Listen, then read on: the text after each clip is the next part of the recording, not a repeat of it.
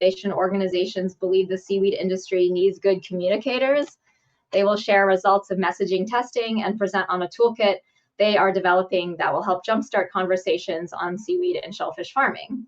So Lauren Watkins is a PhD and principal of social science and research at Impact by Design, and she specializes in environmental psychology, interpretation, and co-creating behavior change initiatives with communities.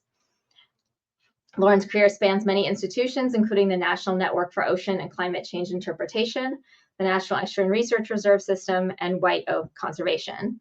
Bailey Moritz is the lead specialist for seaweed and shellfish farming at World Wildlife Fund US, where she supports the seaweed farming industry in reducing barriers to growth in order to scale seaweed for community and climate benefits. Sorry, my cat is being very needy right now. Bailey works on research projects, workshops, and knowledge exchange trips across the northern kelp farming regions, and she previously ran a commercial kelp nursery in Maine. So with that, I will stop sharing my screen and pass it over to Bailey and Lauren to talk about this exciting toolkit and initiative. All right, let me share. And how are we doing, Bailey? Can you see that okay? Now I can, yes. All right, awesome.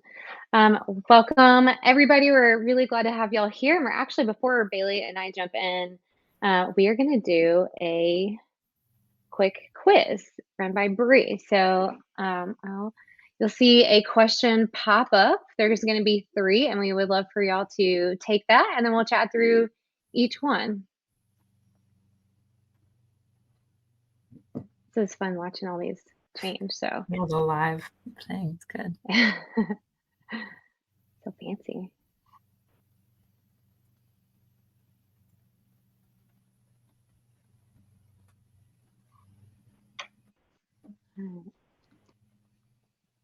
Give everybody a minute to get to that 3rd one.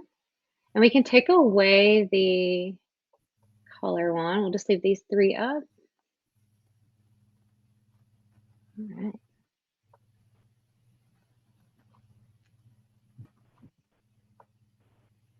Looks like there's still a little action on the last one. So I think, Bailey, whenever you're ready, we can let me know. I'll hit end poll, and then we can start chatting through the results. Could people maybe like 20 more seconds?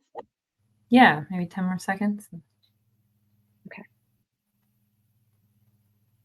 It looks like they're mostly staying still now.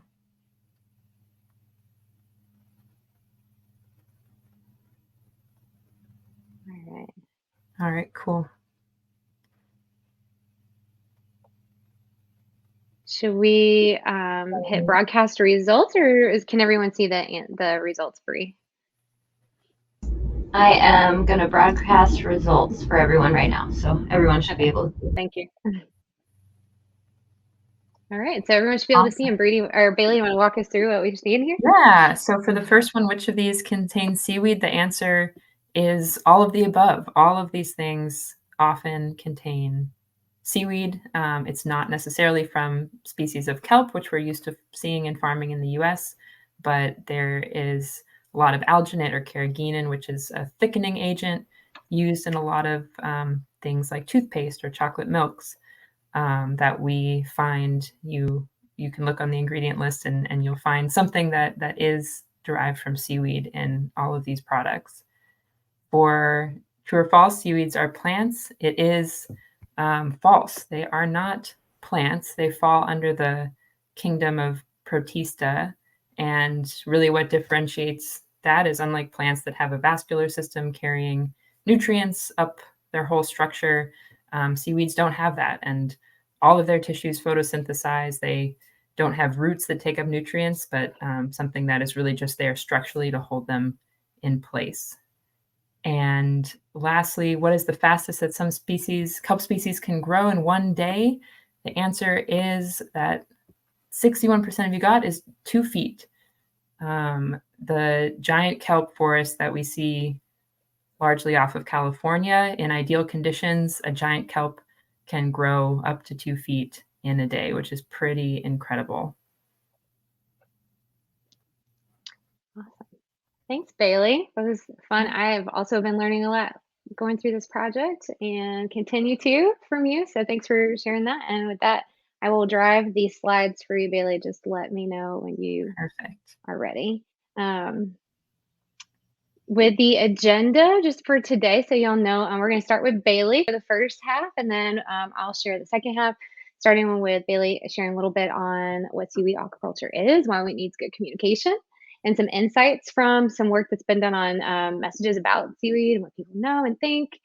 And then I'll talk more about a project that we've been working on, and we'll do a little activity at the end to test some messages with everybody that's hanging out with us today. And of course, we're going to have time at the end for questions, but if you have a burning question, you're worried you're going to forget it or something like that, feel free to use the chat box along the way. And at the end, Maggie will help us make sure we come back to you. And if there's something we don't know and we can't answer it here, we'll get back to you. All right, I think we are ready to roll, Bailey. Awesome. Yeah, so I think many of us here may be familiar with seaweed farming, but for some, it might be a fairly new concept. So essentially, seaweed farming is farming kelp or any type of seaweed in the ocean. It's something that's been practiced for centuries in many parts of the world. In Asia, some of the oldest farms are over 300 years old in Japan. And as we saw in that poll, seaweed from farm sources ends up in a lot of our products that we use day to day. And when you farm seaweed, we've seen a lot of wonderful co-benefits that come from that for people, climate, and the health of our waters. And that's why World Wildlife Fund is working to help grow the seaweed farming industry in parts of the world outside of Asia that are just beginning to get on board with this new evolving industry. So some of the benefits from seaweed farming include creation of habitat for commercially and ecologically important species. It can take up excess nutrients like nitrogen and phosphorus, can address local ocean acidification problems. And we're seeing research that shows if you grow seaweed next to shellfish like mussels, those shells grow bigger and better. There's also research showing that seaweed can take up a lot of carbon, and as it grows, some of it sloughs off and is buried in the sediments below farms. And some researchers are working to calculate exactly how much carbon can be stored long-term from seaweed farms, like the one you see here. And lastly, we think that seaweed farming is going to be a really important alternative livelihood in communities along the coastlines that are seeing changes from declining fisheries or needing another form of income. And seaweed is a wonderful way to start that process, and it's happening all over the world. And it's an industry where there's also a lot of women involved. So World Wildlife Fund's really excited that there's a lot of energy around this industry. Lauren, if you could go to the next slide.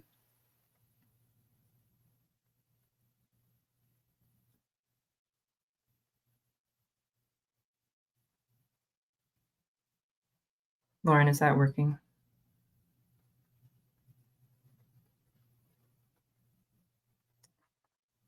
So the next slide will Maybe Lauren's frozen. Yeah. Well, the next slide, once Lauren's able to get that up there, we'll show you some of the barriers that we've identified to growing the seaweed farming industry. And one of them, is markets, and it's Bailey, it's a sorry. couple back, Lauren. Which slide should we be on? I think we It's a pie froze chart. one. Yeah, it's Apologies. a couple Let back. me go back. So sorry, everyone. No, there you go. There we go. Okay. Yeah. All right. Perfect. So to see seaweed farming grow, which is a relatively new industry in North America and Europe, where World Wildlife Fund is working on this, we need to see more innovation. We need to see markets develop so that farmers can actually, like any crop, be able to sell it somewhere and be economically feasible. And then I think one of the most interesting barriers is social license or public acceptance. And this really ties into why we need good communicators in this space, because seaweed farming is a relatively new activity in a lot of coastlines along, in the US, for example. And it represents change in our waters and a new activity that certain groups might feel concerned about. And so there's not always immediate welcoming for new farms. And so there's a need to talk about the benefits that we can get from seaweed farming, the importance for coastal communities in being resilient in the face of climate change. And this is an area where we've been able to invest a lot of our funds to try to change the conversation and ensure that farmers' voices are heard and that the really exciting possibilities for this industry are shared with the general public, with regulators, with community members. And so I want to highlight a couple of the projects in this space that we've been able to support to start to communicate better about seaweed farming and our coastlines. So Lauren, on the next one.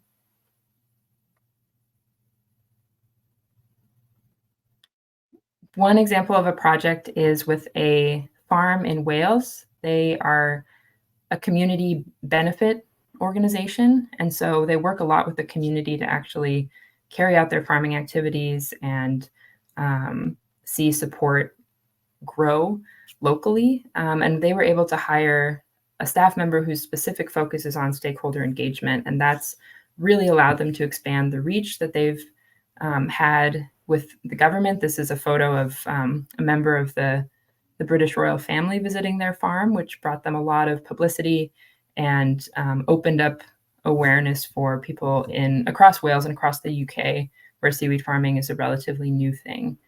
So this is one way, having dedicated staff who have time to go out and have conversations with folks and shine a spotlight on some of the amazing work that farmers are doing is a great tool. Next slide.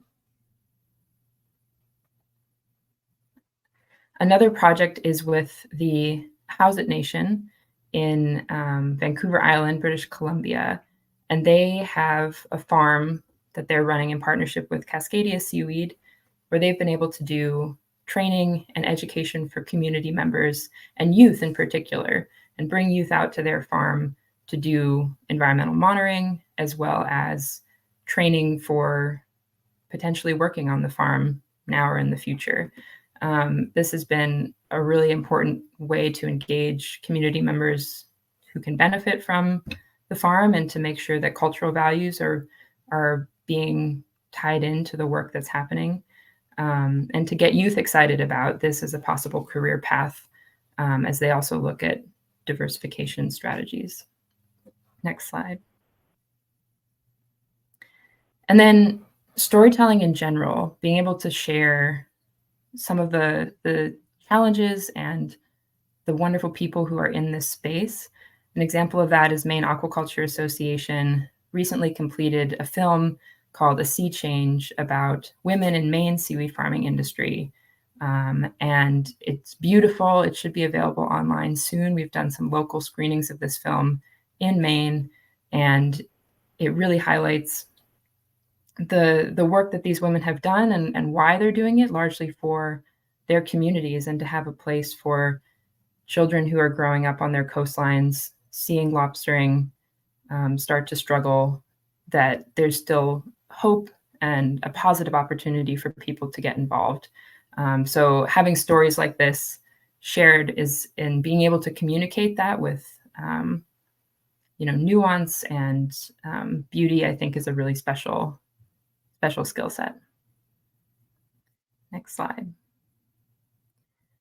And then another project that we're going to really dig into and focus on here today that WWF has been able to support is with this awesome team based out of Aquarium of the Pacific, who a year or so ago did a message testing project, and they spoke to over 800 people in coastal communities in the US.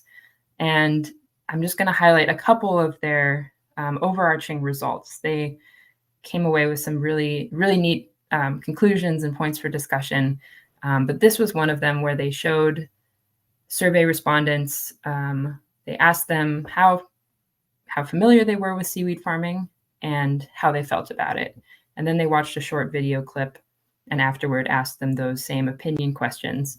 And what we see is that basically in all cases, regardless of familiarity, favorability improved after watching a piece about seaweed farming and sharing what that is, what that looks like.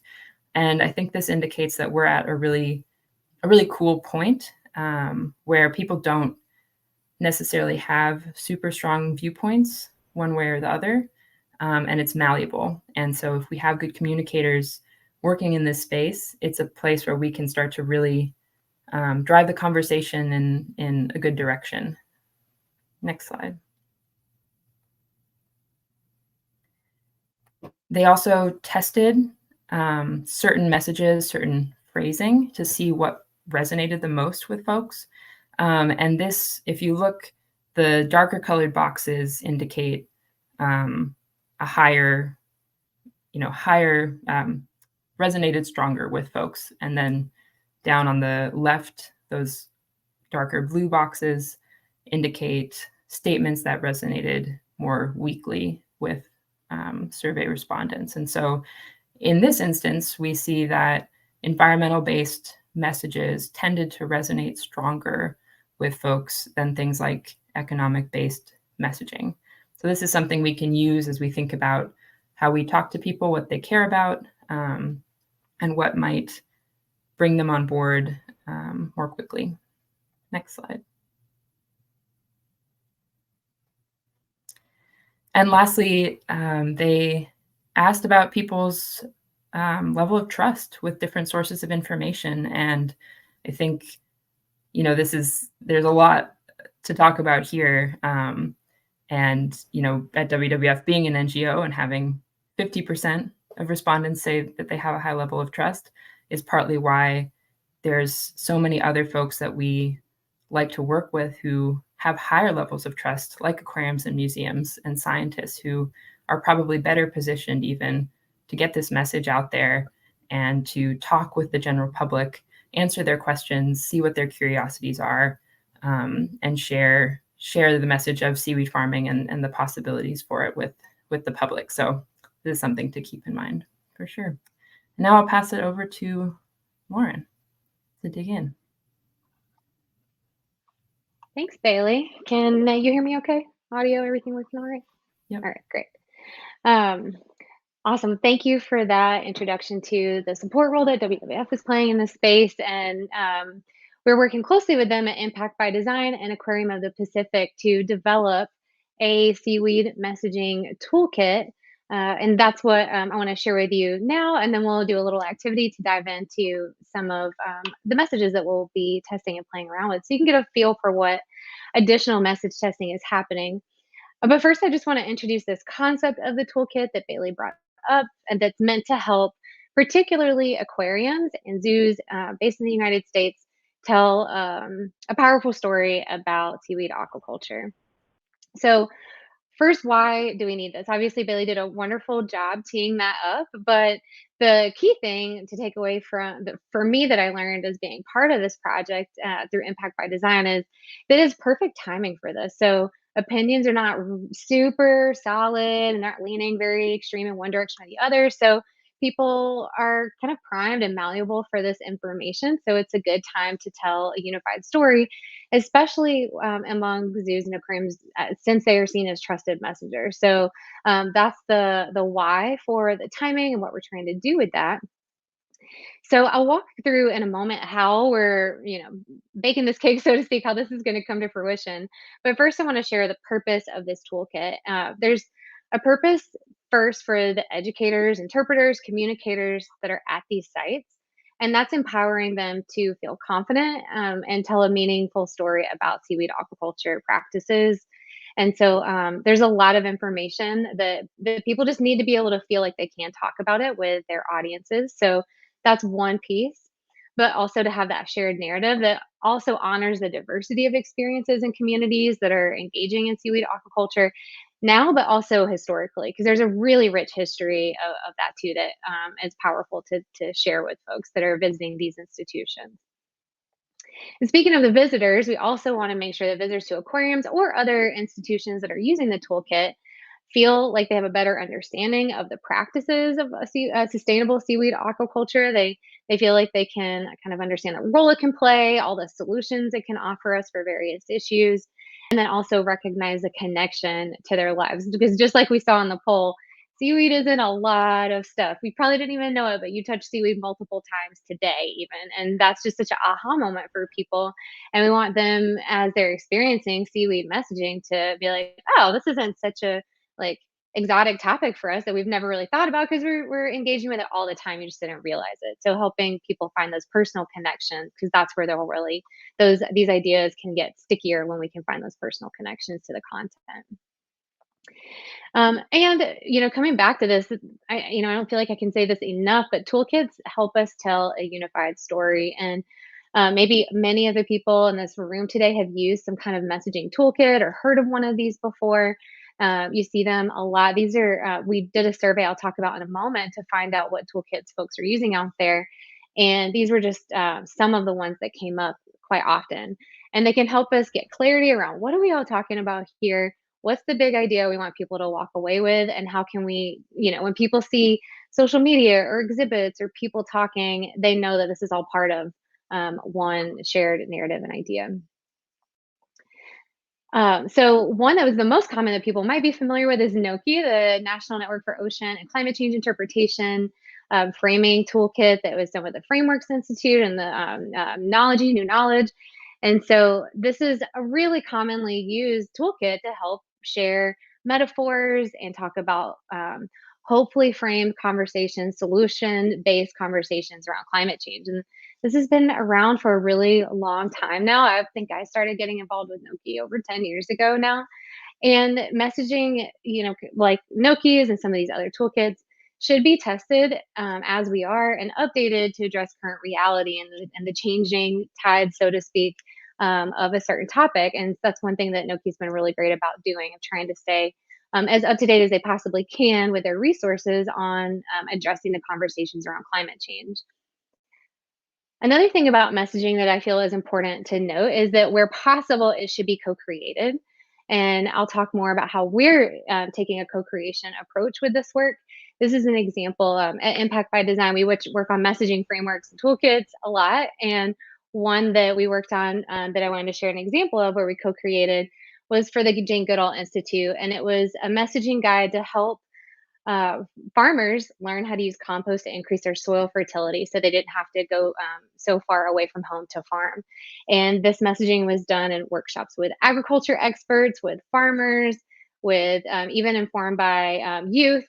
And we tested the messages. They helped design the logos and the imagery, and it made it a really popular campaign in Tanzania now, because it was maybe project managed by people that weren't experts in composting or Tanzania culture, but it was genuinely co-created by people that were going to be receiving the messaging and that knew a lot about the content.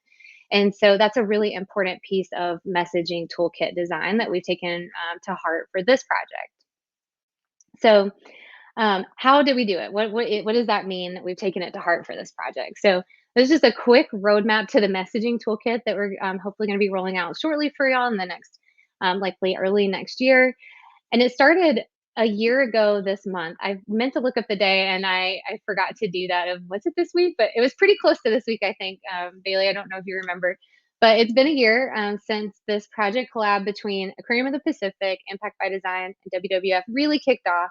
And that was with an educator workshop in California. We also had seaweed, aquaculture experts, and a lot of different folks in the room that were social scientists that were helping with the message testing that Bailey showed a few snapshots from, to start to set that tone for what is the purpose, the goals, like what do we want to share, what's most important that people need to know. From there, we set up an advisory committee of some folks that are experts in seaweed aquaculture, also experts in interpretation and education at aquariums around the United States.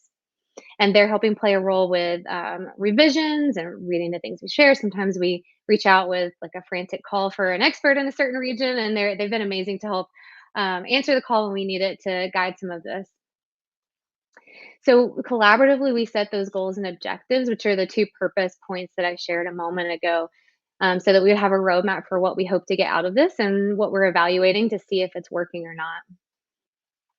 And then we did an educator survey. So this is a survey that went out to anybody that's working in, I'll call it more of like a not formal K through 12, but education and interpretation setting, zoos, aquariums, parks, people that might come across this toolkit. And we wanted to hear, what toolkits are you using, and what did you like about them? Would you use the seaweed aquaculture toolkit? All these kinds of things. You might have come across this, and if you haven't, I will share it in a moment in the chat box so you can take it after this webinar. We'd love to have your input if you hadn't had a chance. But so far, we've had 120 responses. And I wanted to share a couple little nuggets from what people shared with us really quickly. First, we asked people, have you ever used a messaging toolkit? And 70% said that they have, almost 70%, which was a high level. So we know that this is something people are familiar with using, and it's a welcome resource for certain topics. Then we asked people how likely they would be to use a seaweed aquaculture messaging toolkit. And we were pleased to see that people are interested and open to it. But about 40% of people said they were likely, a little bit more, 6%, or I'm sorry, 12% said they were very likely. And then we got about 30% that are neutral. So that was really nice to see that people are interested. And depending on how user friendly it is and how applicable it is to their site, that this could be a welcome resource for them. And finally, the last one I'll show, just to give you a flavor of the way that we take a co-creation mindset from the internal side, so the people who will be using the toolkit for messaging design. And we also wanted to hear what formats people wanted to see, what would be the most useful. A PDF and a website shook out at the top, followed by editable documents and a few other things. And some great ideas in that other please specify category. So if you take the survey, keep it coming. We're not going to close it. We have plenty of time for you to take it, so you can weigh in on that. And I will actually share that for you all. Now, let me just copy this link. And then if you'd like to take it after, we'd love to have your insights. I'll put that in the chat box now for everyone. Okay, so we got a little insight from the educator point of view of what would be useful. And then from there, what we're working on next is consulting experts. We did that through a series of brief in-depth interviews with aquaculture experts from around the United States. Of course, Hawaii, Alaska. We had a great representation from we kind of divided everything into about 8 regions. I didn't realize till working on this project that determining the regions of the United States is also a complicated process. So we divided into 8, and we interviewed people from all of those regions to get some input into the special stories that are happening regionally among people in our country that are working on this. So that was really insightful and helped inform the message that came from that. And again, this is just a tiny snapshot of all the brainstorming we did. And if any of you happen to be a seaweed aquaculture expert and you'd like to be engaged, I'm going to share my email at the end, and we would love to include you in the review process, especially for your region, so that we're not leaving out any powerful stories from your region that might be great to share in a toolkit like this. So I'll share that at the end as well. So now we're at the phase where the core messaging has been drafted, and now it's back out to the advisory committee and experts from around the country to weigh in on if it accurately represents seaweed aquaculture from their lived perspective, if we're missing anything. There were some gaps that we wanted to fill, so that's the stage that we're in now. And then once we're past that, the next step is going to be testing those messages. So the message testing you saw from Bailey set the foundation for helping us understand our opportunities, challenges, and what people might resonate with the most. And now we're going to take the messages we created based on all of this work so far over more than a year, even prior to that workshop we had last October, and then start testing it again with folks that might potentially be the people who would be on the receiving end of those messages, to figure out if they're hearing what we're putting down, hopefully, and if we're achieving the goals we set out to.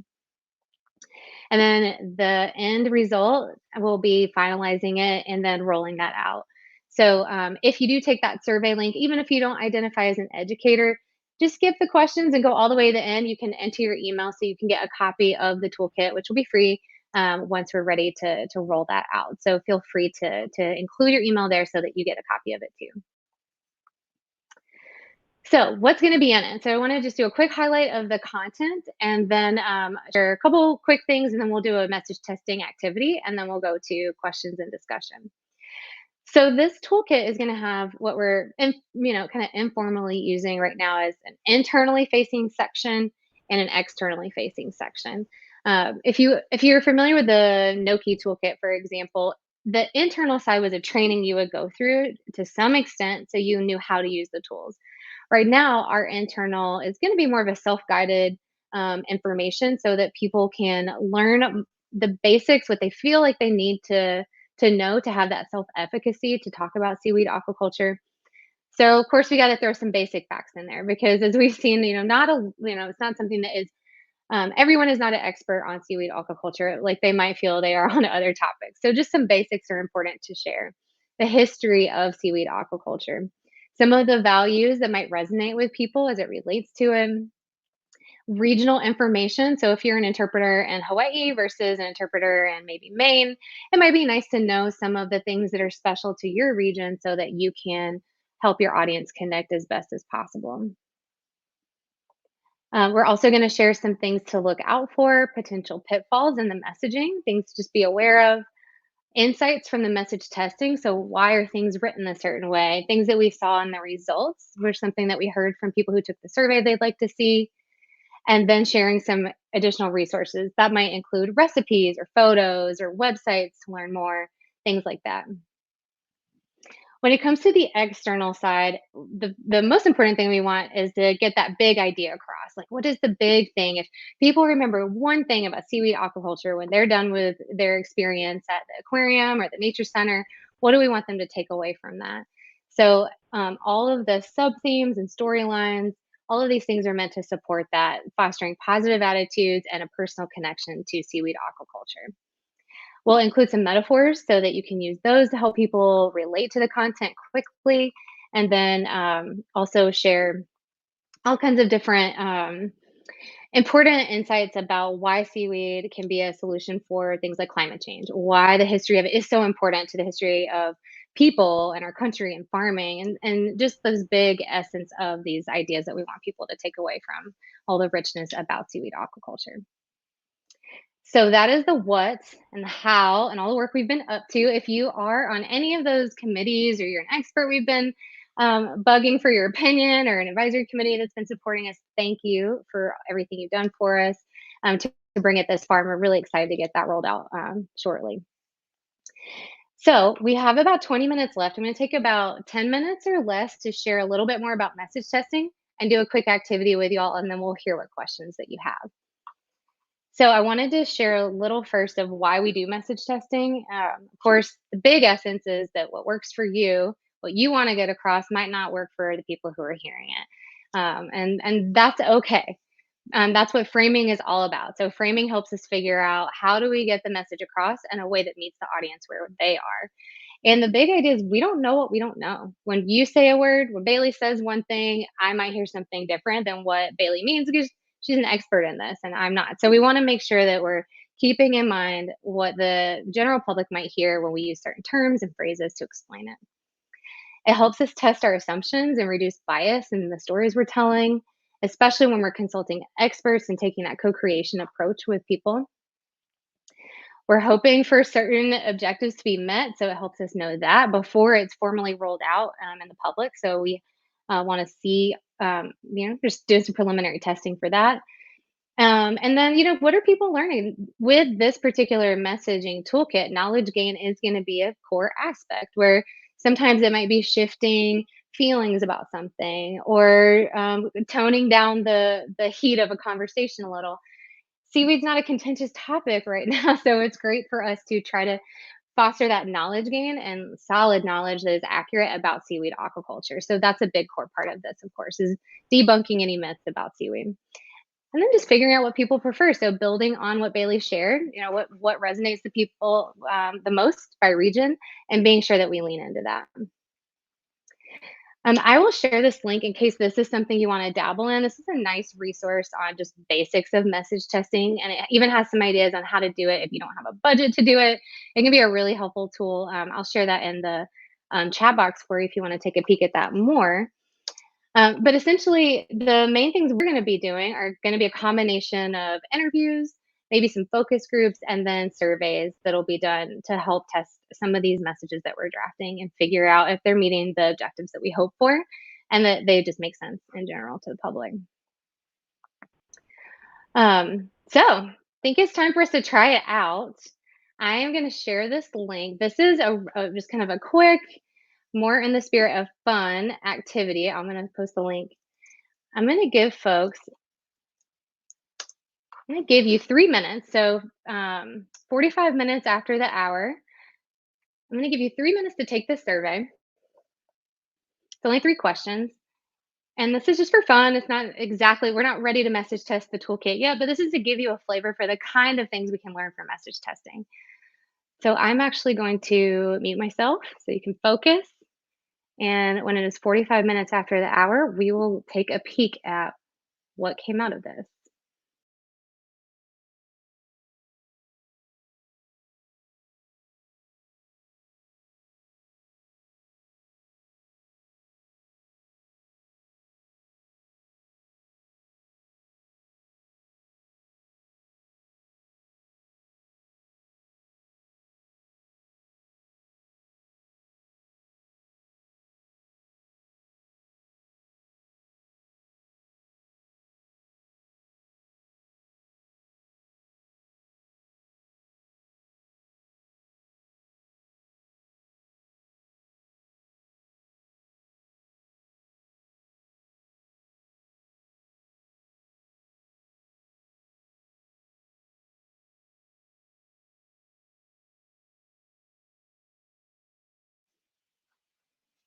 There are lots of answers rolling in. So thanks to everyone that is checking this out. I'll give you about 1 more minute.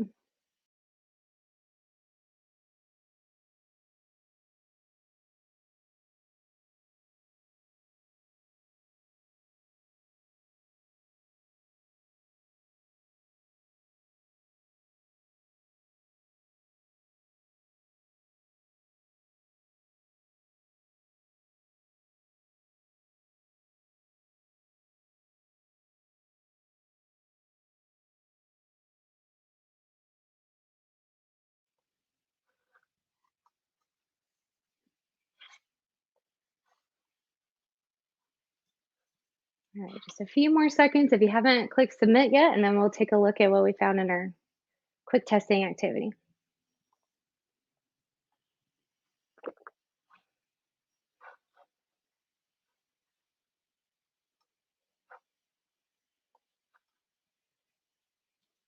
All right, it is 45 minutes at the hour. Let's take a peek. So let's refresh this dashboard.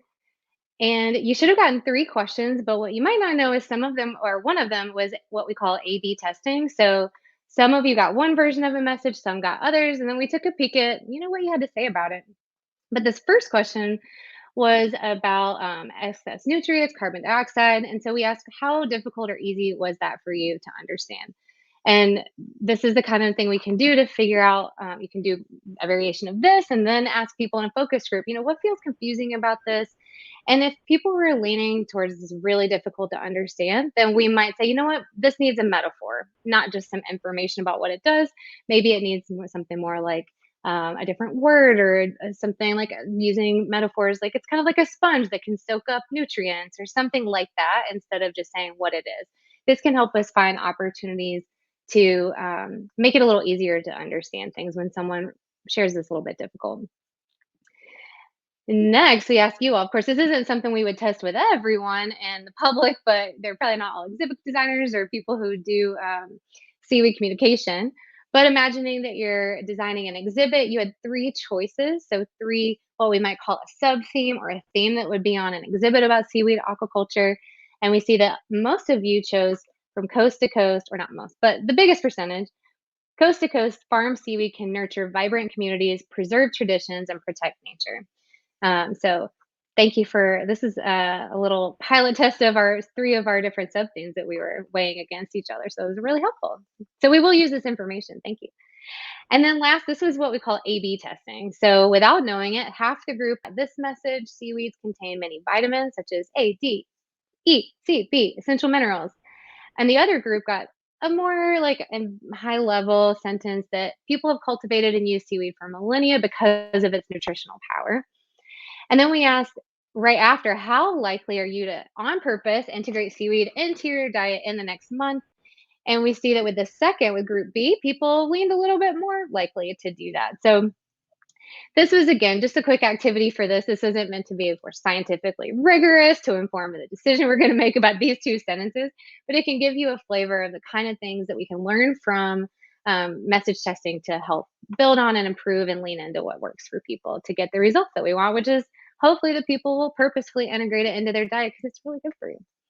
But what we learned is maybe they don't need a list of all the vitamins. Maybe they just need to be told it. People have been doing it a long time. So thank you for playing along with us on that. And with that, I have already shared a couple links with you. One was to the educator survey. Please feel free to take that. And one was to the messaging testing toolkit, or not toolkit, resource if you want to dabble in message testing yourself a little bit to help inform some of your communications, as well as my email if you would like to get involved in any way. Or if you are a seaweed aquaculture expert, please let me know because we would love to have your insights and you review the messaging.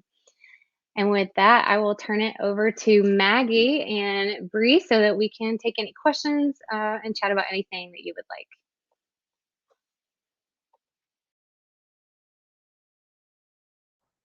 Thank you so much, Lauren and Bailey. I loved that last little messaging testing you did. I'm taking a Noki training right now, and it's very similar to what I'm doing right now. And yeah, if anyone has any questions, feel free to put them in the chat. We have about 12 minutes before the hour.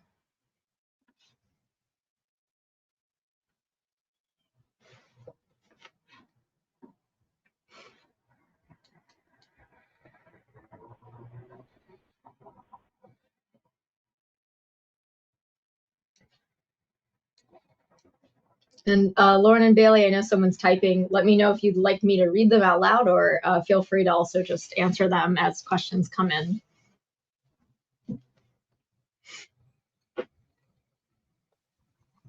Sounds good.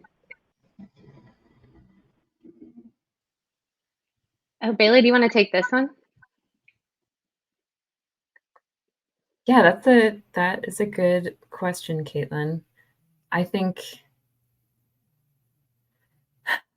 I mean, I probably am not maybe the best person to answer that because I think I love also focusing on, you know, sometimes the beauty of seaweed and like, you know, not, it's often a forgotten part of our ecosystems, I think, and remembering, I guess, yeah, messaging of how powerful of a tool this has already been in so many cultures, and how we can just continue to utilize that and take advantage of that, I think is what resonates with me and keeps me motivated to work in this space. You know, I definitely day in and day out am thinking about and saying and hearing some of the more technical aspects, but I think messages around the hope that it can provide, and some of those words and those last ones about nurturing, that did resonate with me, for sure.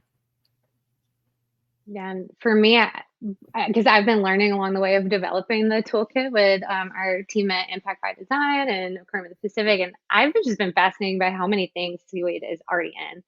And I think that's just kind of fun because now every time I touch something, I'm like, I wonder if this has seaweed in it, and then I'm trying to figure it out. So that's, I don't know. It's like a little hide and seek for me when I'm shopping and eating and stuff. Have you seen any toolkits developed for other types of aquaculture, such as shellfish? I have not. Bailey, have you? Not that I know of. If others do, definitely share those with us. That would be really great to know about. I know that there's definitely, like, I've seen, you know, like I think the Maine Aquaculture Association, for example, also does media training and communications, kind of a handout that talks about messaging, but it's not necessarily a guide or you know, a toolkit that's comprehensive and not targeted towards educators necessarily. So we definitely saw a need for this. And Mary, thanks for sharing this. This is awesome. Definitely check that out.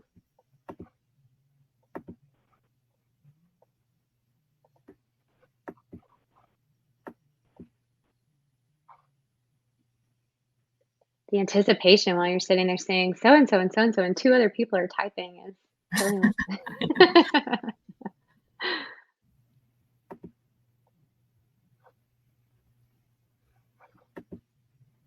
Thank you, Kristen. I can make sure to put those two URLs in the YouTube notes as well.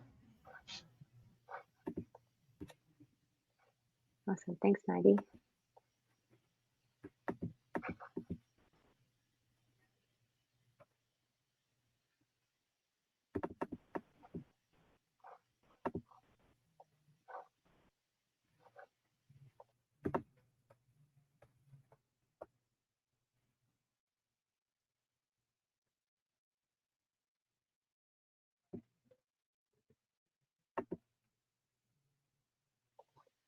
Well, as people are deciding if they want to answer any more questions or ask any more questions, I'll share our emails.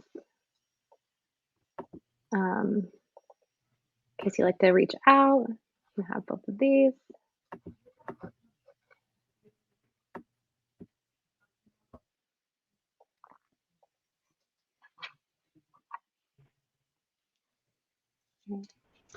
And Meg did say that Ocean Strategy shared shellfish aquaculture messages with Washington State residents. So I'm not sure if they've shared the results publicly yet, but that might be interesting to see at some point. And I think when I did a literature review on perception of aquaculture, there may have been some of those studies were kind of about messaging testing, but I'd have to go back and check that. Awesome. Thanks, Maggie. Definitely Google that and see if we can find anything on it.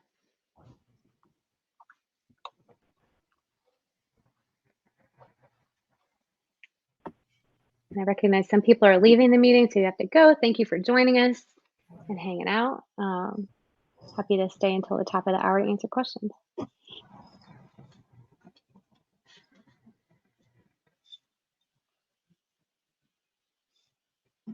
Yeah, Emily M says there are resources for educators from Maine 4-H, and found out about it on the Holdfast social media platform.